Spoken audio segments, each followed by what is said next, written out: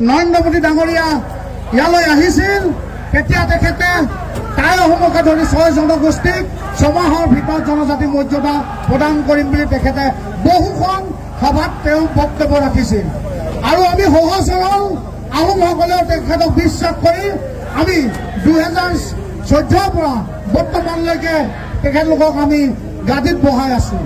এইবাৰ আহোমসকল সজাগ হৈছে আৰু আহোমসকলে এনে প্ৰলোভন কেতিয়াও গ্ৰহণ নকৰে। আমি যেতিয়াই আন্দোলন কৰিবলৈ ওলাই আহো তেতিয়াই এই হিমন্ত বিশ্ব শৰ্মাৰ পৃষ্ঠপোষকতাত থকা এজন ব্যক্তি সকলোৱে চিনি পায় আদিত্য ঠাকৰাৰী তেখেতে হঠাৎ পদাপন্ন হয়। অসমৰ বিভিন্ন জ্বলন্ত সমস্যাসমূহত আদিত্য ঠাকৰাৰীক আমি ক'ৰবাত শুই থকা দেখো।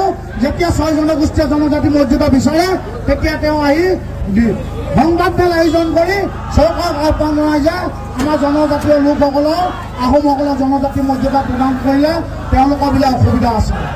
আমি বিচাৰিছো জনজাতি কাৰ পৰা? আমি বিচাৰিছো অসম চৰকাৰ ভাৰত চৰকাৰৰ পৰা। আমাক যদি জনজাতিকৰণৰ মৰ্যাদা লাগে আমাক আদিত্য ঠাকৰাৰীৰ পৰা নালাগে, আমাক লাগে অসম চৰকাৰৰ পৰা লাগে আৰু অসম চৰকাৰে আমাক দিব লাগিব। আমাৰ ভোক লাগিছে, আমাৰ ভোক তেওঁলোকে নাইকিয়া কৰিব লাগিব।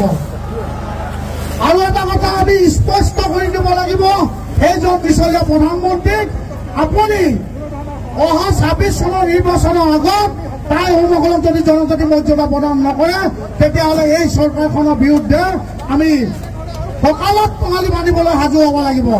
ৰাইজক মান্তিৰে